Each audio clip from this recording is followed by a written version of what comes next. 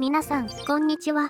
今回は、アップデート第1弾で追加された、もう一つのモード、電脳空間チャレンジを攻略します。こちらは、育成が関係ないため、事前準備はいりませんね。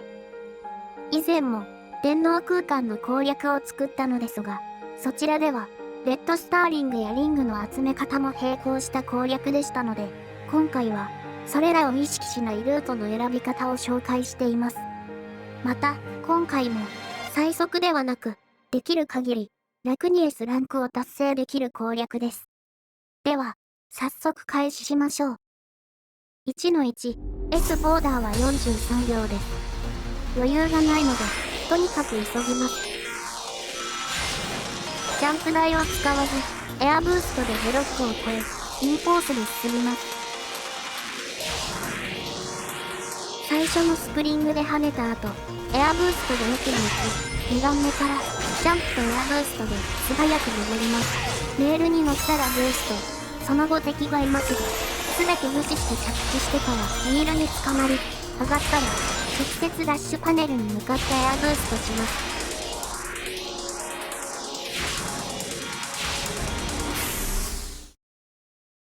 ゴールです。タイムは39秒79、40秒は切れましたね。1-2です。S ボーダーは55秒。普通にやって苦戦する場所と一番言われてますね。下ルートで行きます。最初のブロックは左の道に一番奥に来たらエアブーストがある状態でスプリングに触れて飛び上がった後エアブーストでショートカットします。スプリングなどでストーンできるものに素早くコーニングして着地はストーピング。これでわずかに移動が短縮できます。ここの3列のレール自体ですが、右のドッシュリングに入って真ん中に戻るのが安定感があって速いと思います。ラストは正面に見えるダッシュリングに入って、あとはまっすぐスプリングにホーミングしてエアブーストでゴールです。ゴールです。タイムは50秒27、約5秒の余裕でクリアですね。1-3、S ボーダーは1分です。普通 B-ONLY ステージですね。上ルートを維持したいので、必ず道の切れ端ではジャンプしましょう。2つ目のレールは飛ばずにそのまま降りるとダッシュパネルに乗れます。空戦の後は坂を登った後ジャンプです。坂を下った後、チェックポイントの音を聞いたぐらいでジャンプ。少し歩いて、ジャンプを後に入り、その後は正面に進みましょう。あとは、道なりでいいのですが、風船やスプリングにホーミングすると微短縮にはなります。クリアタイムは35秒65でした。結構余裕を持ってクリアできましたね。1-4です。S ボーダーは1分15秒です。最初の大ジャンプは、リングが並んでいる足場の一番下の部分がカメラから消えたあたりでブーストすれば届きます。ループが見えてきましたが、これはカットしましょう。やり方ですが、簡単で、隣の道に飛び移るだけです。ループは、コースによって長さが違いますが、ここは長い方なので、やることをお勧めします。メールは、差がないのでお好みでどうぞ。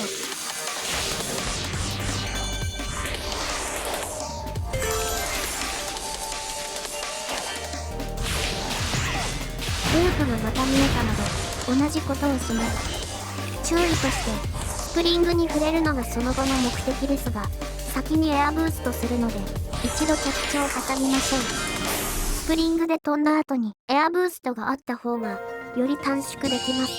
クリアタイムは53秒90でした。1分切れればいいでしょう。1-5です。S ボーダーは1分15秒。タイムだけを求めるなら、左に行って道なりに進むのが楽ですね。というわけで、左のパイプに飛び移って進んでいきましょう。途中、ライトダッシュがありますが、本作は判定が優しいので、難しいことはありません。ここは、ヒールに飛び移ります。ホーミングのボタン連打でいいです。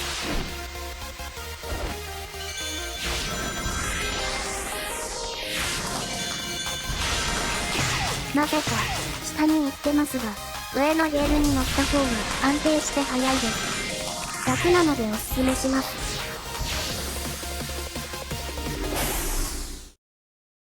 タイムは47秒10でした。50秒切れていれば順調です。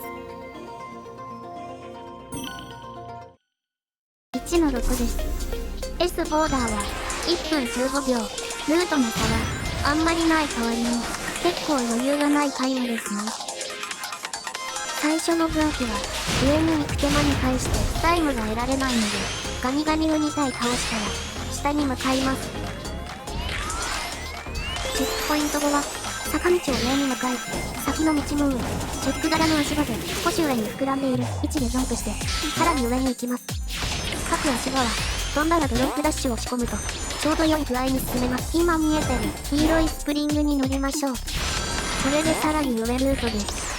万が一落ちてしまっても少し進むだけで上ルートには合流できますので、気を落とさずに。スティックは進行方向に入れっぱなしで、スプリングに飛ばされたらそのまま進みます。上の通路で岩を壊すとスプリングが出ますが、壊さずに2段ジャンプとエアブーストで進む方が若干早いです。最後はリングを目印に着地できるとスプリングでゴールです。タイムは1分2秒でしたね。理想的なタイムです。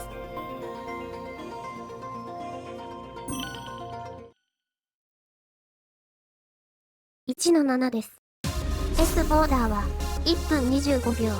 ほんはまっすぐ進むだけでテンポよく進む良いステージです。短縮の技は意外とあります。最初の曲がり角ですが、ここは上に行っても浮き上がる時間がもったいないので下に行きましょう。次はブーストで坂に突っ込み、飛び上がった後エアブーストで右に向かい、ジャンプするとギミックを無視できます。落ちても次近くにリールがあるので安心です。坂道を下った後から鉄棒が登場しますが、使う必要がないので全てブーストや低空ジャンプで無視します。最後はスプリングを避けるために低空ジャンプです。タイムは46秒31でした。特に失敗しなければ50秒は切れるはず。2の1です。S ボーダーは1分40秒です。ジャンプの使い方が重要なステージです。ルートの選択はひたすら上になります。ダッシュリングが見えたり、足場が途切れていたら必ずジャンプです。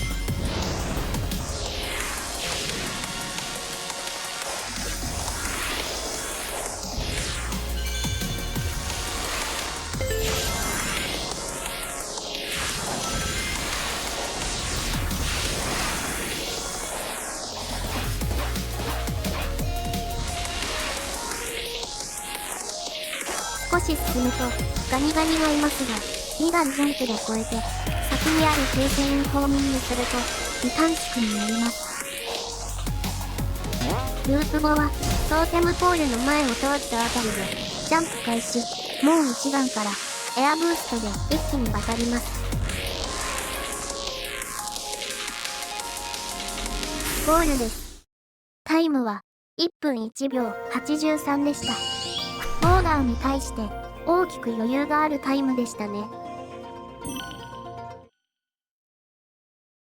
2の2です。S ボーダーは55秒です。ホーミングを有効活用して移動すれば劣化はないはず。6つ目の足場から左の方に敵がいるので直接ホーミングで渡りましょう。第2区間は慎重に2段ジャンプで渡りつつ、最後はスプリングの方にできているリングの列にライトダッシュします。2回目のスプリングで上がった後、エアブーストでちょっと短縮。この方が楽です早いです。ゴールです。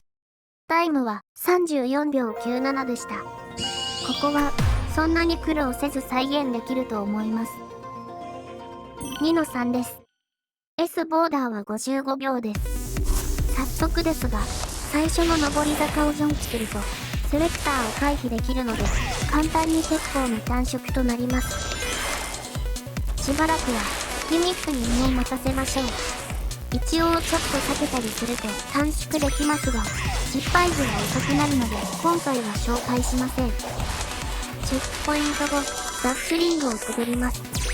その後、風船が2つ見えますが、手前の風船を割ったら何も入力しないことで上のレールに乗れて、その後スムーズに進めます。以降は道なりでゴールまで行けます。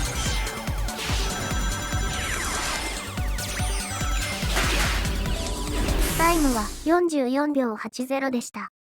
ミスなしでこれなので、ちょっとでもミスると S に届かない可能性がありそうなのが怖いですね。2の4です。S ボーダーは1分10秒です。空気カットを積極的に狙いましょう。早速、最初の坂の後2連ループなので、2つ先までジャンプします。ダッシュリングを通って上に行く。敵を無視してそのまま落下。途中で、ブーストで前の足場に乗ります。右の方が多分若干早いです。次のループカットは狙えたらやりましょう。鉄棒は飛べなくても大丈夫です。得意な人は飛んでください。最後に敵は避けてもいいですが、少し難しいので、スライディングで倒すのが安定です。タイムは38秒99でした。短縮の効果が出てますね。2の5です。S ボーダーは1分10秒です。最初は動く棒を最速で投げたいので、ブーストして向かいます。飛び上がって捕まったら、すぐに左側に来る棒に飛び移ります。敵を足場にして上に行った後、落下する危険は、棒を掴まないようにしてエアブーストで抜けましょう。その後は、どこから行っても、目的地はチェックポイントのある中央ルートです。今回は上から行きます。上から綺麗に入ろうとしたら、手前すぎてトゲにぶつかりました。下から行った方が安全かも。またしても、上ルート失敗。この場合、3つ並んだ動く棒の地帯は、1つ目に捕まり、ジャンプからエアブーストで3つ目を掴みに行きます。そこからは、共通、レールの途中でジャンプし、上に行きます。スイッチを踏んだら、手前の上がった足場の上でストンケンにして、ジャンプで雲に乗ります。右に向かって、ジャンプからエアブーストでゴールです。クリアタイムは56秒24でした。上ルートの維持ができれば、53秒ぐらいにはなったかも。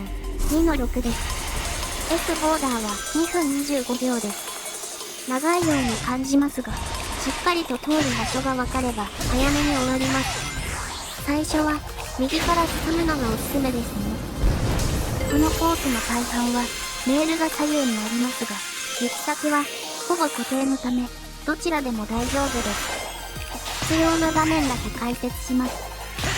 上に登る場面では、2段ジャンプやブーストを挟むとスムーズに登れますが、着地しない限り回復しないので、使いどころは考えましょう。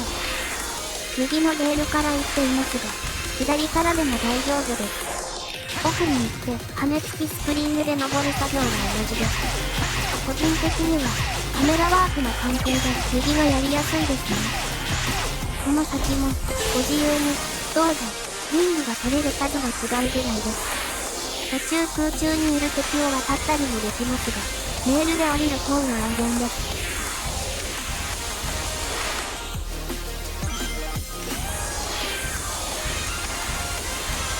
このレールが終わったら、坂道を駆け上がりながらブーストしてジャンプ。ぶつかりましたが、気を取り直して、着地後ストンキングで上がります。その後は、敵にホーミングして、エアブーストで、最後のレールに行くのが安定です。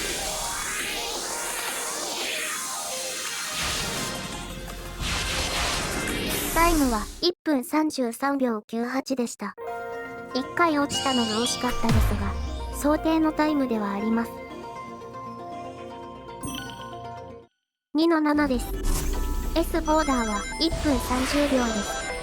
まずは、10リング目の位置からジャンプして、雲に乗って左に行くと、ショートカットです。敵がホーミング圏内に入ったらすぐにしてショートカットしましょう。このステージ、もう少し進むと分岐が複雑ですが、今回は分かりやすく落下の危険性が少ないルートで行きます。この辺りから分岐します。まずは黄色のスプリングに触れて奥に行きましょう。これでしばらくは迷うことなく道なりで大丈夫です。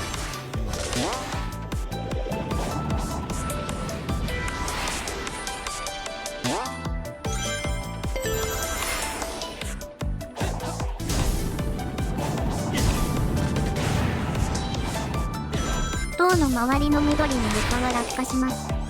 エアブーストから着地してしまうと、一時的にブーストが出ない環境で落下するので、落ち着いて、普通のジャンプで降りてからブーストしましょう。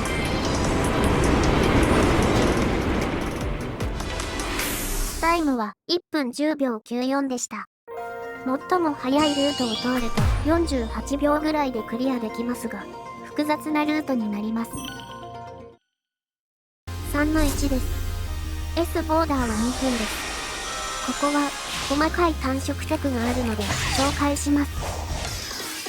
早速ルートがあるのでループカットしましょう。飛び越えて反対側に行きます。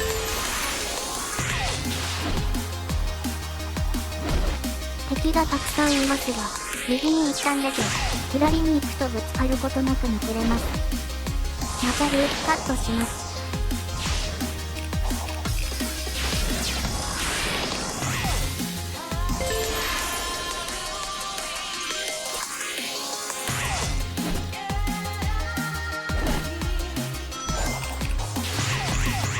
ループカットして登るパートに入りますが、スプリングにホーミングしてスムーズに登りましょう。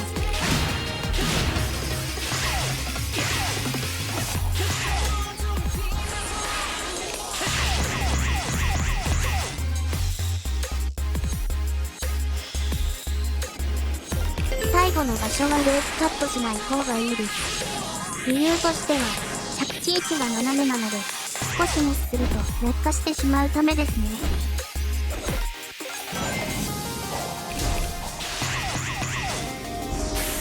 タイムは1分21秒50でした。カットすべき場所が分かれば1分30秒切りはいけます。3-2です。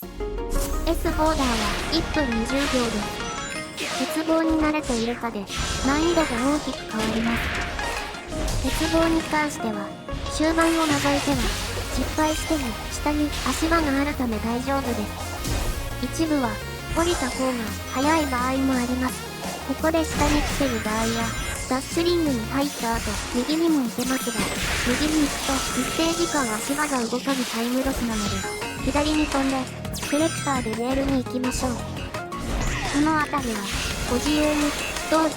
自信がない場合は最速で押してエアブーストか下に降りてスプリングで先に進んだ方がいいかも。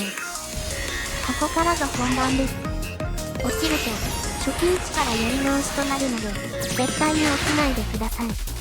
進行方向はとにかく上を目指します。これ以外に上に行く手段がないため、鉄棒は必ず成功させること。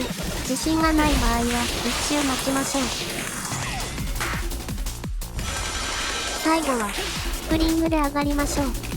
鉄棒ができる場合は最初のを飛んで次のでわざと落ちるのが早いです。タイムは1分11秒40でした。余裕を持ってが難しいステージですね。3-3です。S ボーダーは1分55秒です。設定タイムからわかる通り少し長いステージですね。分岐点が出るまではどこを通っても大体同じになると思います。迷ったら動画と同じように進んでみてください。最初の分岐点は左から行きます。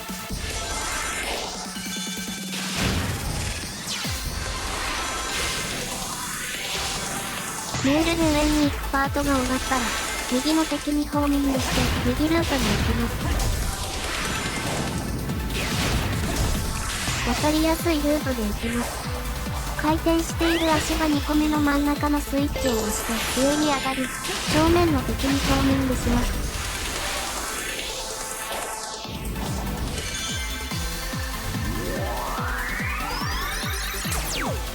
途中ジャンプして右の滑車に乗り換えがその後の道も簡単でおすすめです。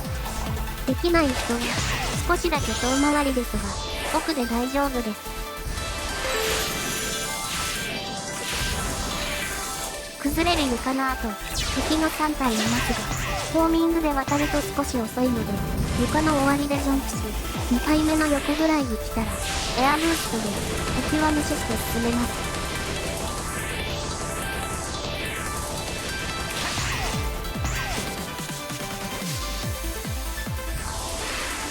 タイムは1分35秒65でした。ロングコースであることを考えれば、まあ短縮できた方だとは思います。3-4です。S ボーダーは1分20秒です。すべてグラインドで進むステージ、細かなテクニックは短縮に使えます。もう通り過ぎてるところも含めてですが、本場ダッシュリングを滑る上の方にレールを維持してください。その方が早いです。今使ったテクニックですが、レールにぶつかるようにエアブーストすると、速度が乗った状態でレール移動できます。上の位置にあるレールに乗る場合は、積極的に使っていきましょう。ここは、ダッシュリングをすべてくぐります。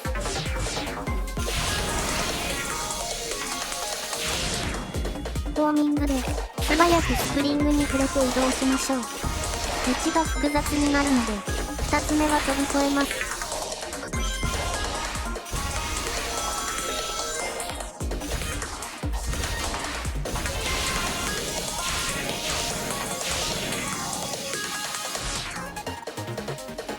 タイムは1分5秒45でした。移動手段が限られる以上、ルートと細かい操作で差が開くステージと言えますね。3-5です。S ボーダーは1分5秒です。白いパネルを踏むとドリフトできますが、避けて進むことも可能。タイムが踏まない方が若干速いとは思いますが、慣れてない場合、落下の恐れもあるので、自分のやりやすい方でどうぞ。ドリフトしない場合は、ご丁寧にリングが配置されてるので、ライトダッシュで曲がりましょう。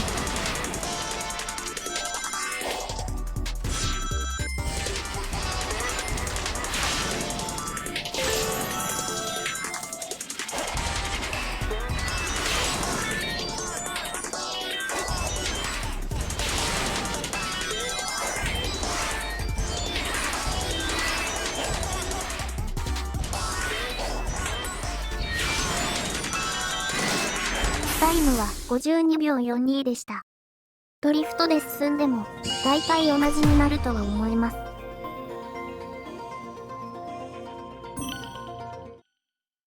3-6です。S ボーダーは2分55秒です。ロングコースですね。ホーミングや2段ジャンプを使ってどんどん短縮していきましょう。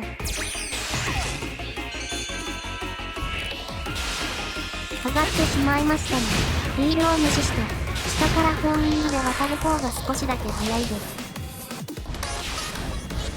この辺りに上下する足場は、ジェットスターがないこのモードでは普通に抜けます。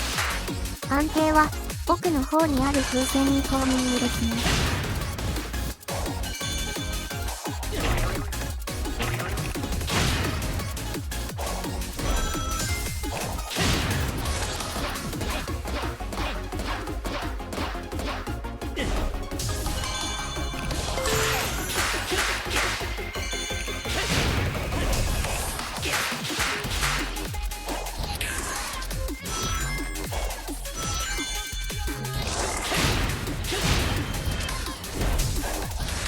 セレクター地帯は、上、右、右、下、右、上、右、右で出られます。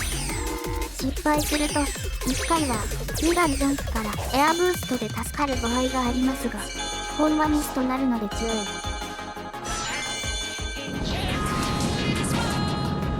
しばらく、特に解説する場所はないのですが、共通して気をつけてほしいこととして、ホーミングは、できる限り最速で行う。鉄球がある場合は、高さが同じ時にホーミングしないことぐらいですかね。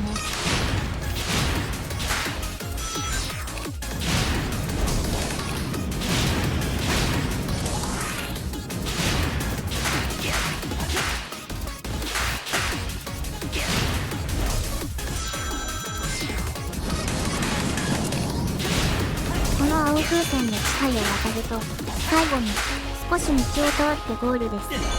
足場の3つぐらいまで来たらジャンプして、デッキをやり過ごしましょう。タイムは2分11秒32でした。ノーミスなら40秒ぐらいは余裕があるので、落ち着いて挑みましょう。3-7です。S ボーダーは1分40秒です。通常プレイでも結構厳しい場所ですね。今回は最速ではなく自然と通る道を選んでます。まずは下へ。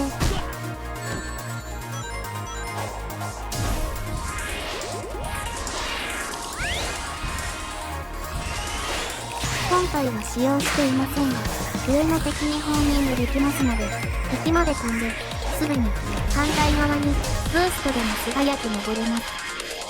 チェックポイント後、坂が終わる頃にジャンプ、坂から飛び上がったら、反対方向にエアブーストすると、回り道せずに済みます。ここのセレクターは、タイミングを見極める必要があるため、注意、安定を取るなら、入った時点でトゲが出てなかったらしばらく待つべきですね。時間切れで落とされる前には1サイクル回ります。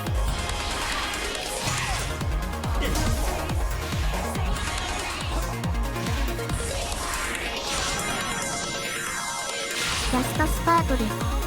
右から登るか左から登るかですが、安定を取るなら左のスプリングから回り道、攻めるなら右の敵にホーミングして反撃を食らわなければ一気に行けます。右の場合はその後も細かい操作が多く必要なので注意。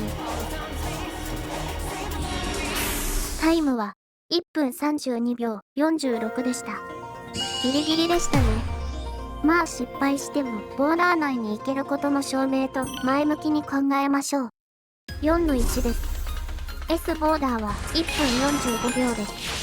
ショートカットもあるので、それを使えばかなり早く終わります。上下に分岐していますが、差はほとんどないので、やりやすい方でどうぞ。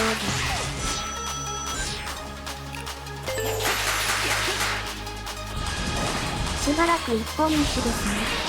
ライトダッシュできる場所ではしておきましょう。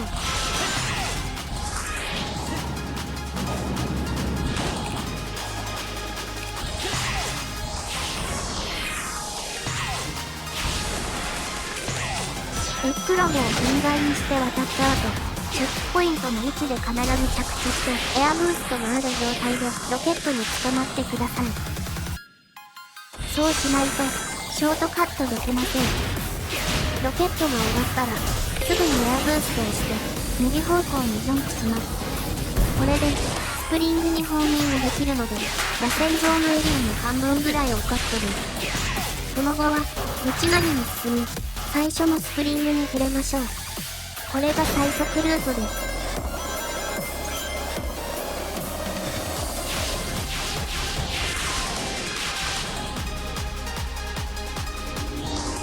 タイムは1分23秒20でした。遠回りしてしまうと結構ギリギリになりますので、このルートで他のステージの余裕を持たせましょう。4-2です。S ボーダーは1分15秒です。大きな2つの分岐がありますが、片方でしか達成できないタイムです。よってルートは決まっています。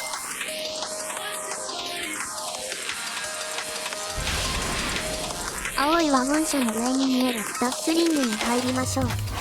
これが最速ルートの入り口です。少し進むと標識の近くにダッシュリングがあるので入りましょう。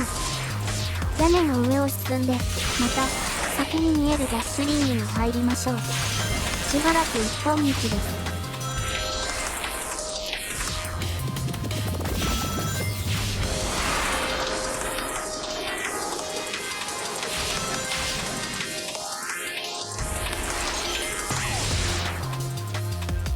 車にぶつからないよう真ん中を抜けていき、奥にあるスプリングに触れます。あとはスプリングで登っていくだけでゴールです。タイムは1分3秒33でした。ルートさえ分かっていれば出るタイムです。4-3 です。S ボーダーは1分40秒です。ギミックと分岐が多いので、どのような道を通るかでタイムが変わってきます。最初は1秒ぐらい待ってからストーピングでレールに、その後エアブーストからフォーミングでスプリングに触れ、少しの間道なりです。ヒールで上がると3段の足場がありますが、エアブーストで一番高い場所に乗ります。リングの道の前でライトダッシュはせずに、ストーピングの反動でジャンプ、上にいる F コーンにフォーミングします。ループ後は正面に見えるダッシュリングに入るフォーミングで正面に進んでいきましょう。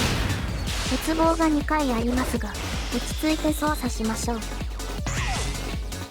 2回目の鉄棒の後は、左側にあるレールに乗ると遠回りなので、右寄りに走って、スプリングを目指します。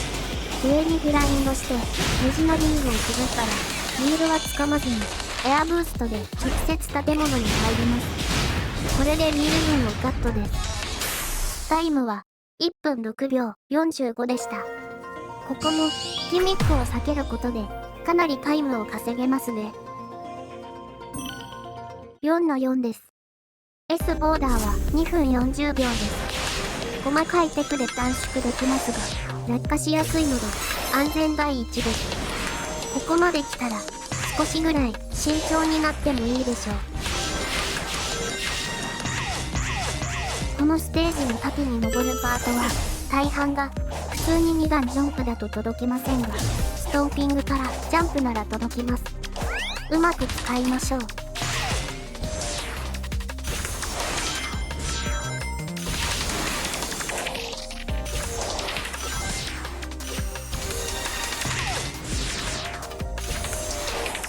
この3列のレールは、最後真ん中にいると足場がないので、左右のどちらかに行きます。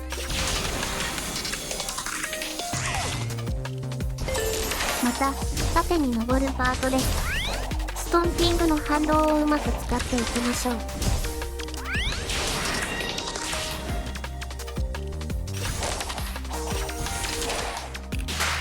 の後ショートカットします。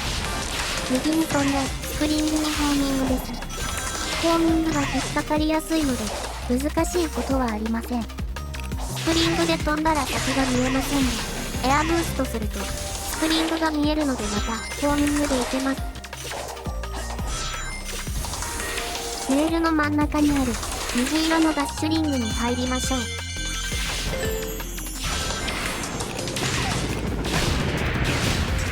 あとは一本道です。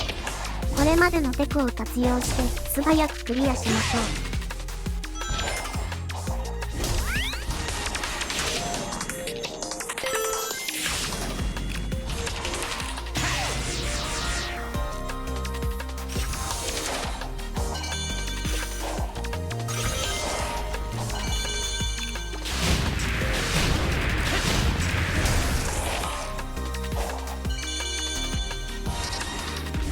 タイムは2分8秒24でした。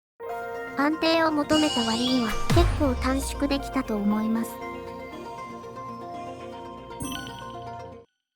4-5 です。S ボーダーは1分30秒です。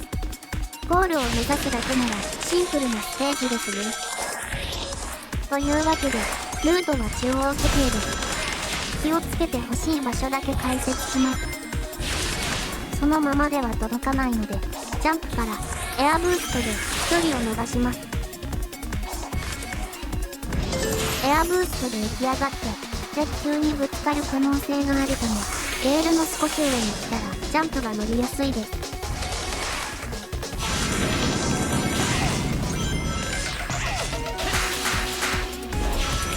スプリングに当たってますが、当然、ジャンプで最初からリングに入る方が早いです。今回は正面に行きましたが、左に入った方が多分早いです。ここは最初のレールと同じ感じでエアブーストしなくても届くと思います。そのままでは届かないので、最後はエアブーストしましょう。タイムは1分4秒85でした。自動走行が多いステージなので、ルートが違う場合も含めて、普通に進むとこれくらいになると思います。4の6です。S ボーダーは1分30秒です。上ルートは3の7以上に乗るのが難しいので下で行きます。ループ後の足場の終わりで2段ジャンプで渡ります。手前に落ちると遠回りになるので注意。狭い通路に敵がいるのも厄介ですが、壁や床にいる敵は飛び道具を出すので、ホーミングで足場にしたり、上を抜けようにも難しいんですよね。しばらくは一本道です。上に登ることが多いので、うまくストンピングの反動からのジャンプを使いましょう。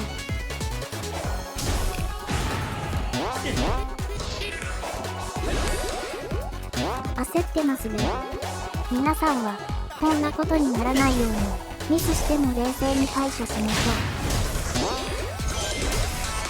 ストンピングでパイプを開けて中へ、パイプから出たら動かずにスプリングを使って飛んでからエアブーストです。坂道の後、先の道に着地できるようにスティックは右に倒しておき、浮いたらジャンプしましょう。ここがラストです。エアブーストでスプリングに届きますが、使ったら一度足場に落ちない限りは回復しないので、ここぞという時使いましょう。タイムは1分27秒43でした。ギリギリボーダーも入りましたが、途中の焦りが良くなかったですね。4の7です。S ボーダーは1分30秒です。ギミック短縮が色々とできるステージです。ここはカットできないみたいなので、下の敵を倒しましょう。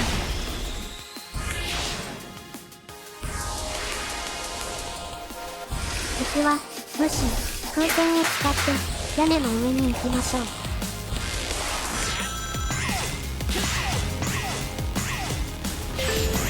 敵がいますが、スプリングで大きく上がってからエアブーストで無視して進めます。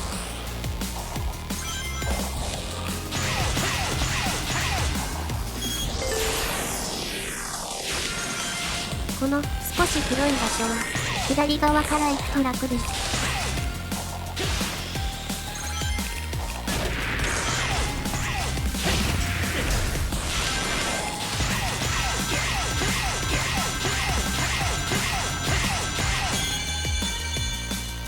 タイムは1分5秒47でした。ギミック無視で余裕のあるタイムになりました。4の8です。S ボーダーは30秒です。最初は右に見える虹色のリングに入り、その先のスプリングにホーミング、リールで上がったら中リングにライトダッシュします。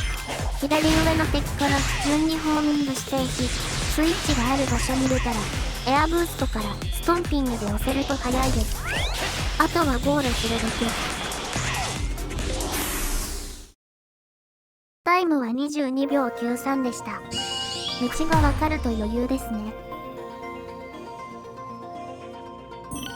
4の9です。S ボーダーは1分15秒です。ほとんどボード移動になるため、中盤のココアパートが勝負となります。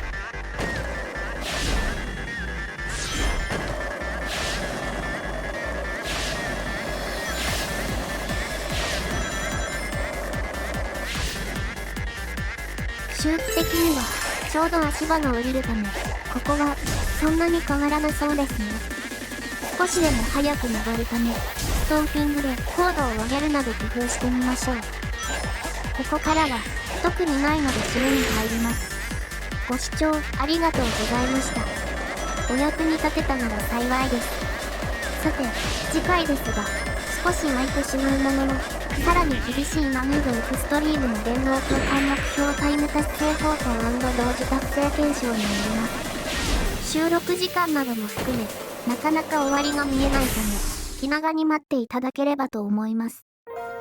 まだまだソニックシリーズを攻略していきますので、チャンネル登録や高評価もお願いします。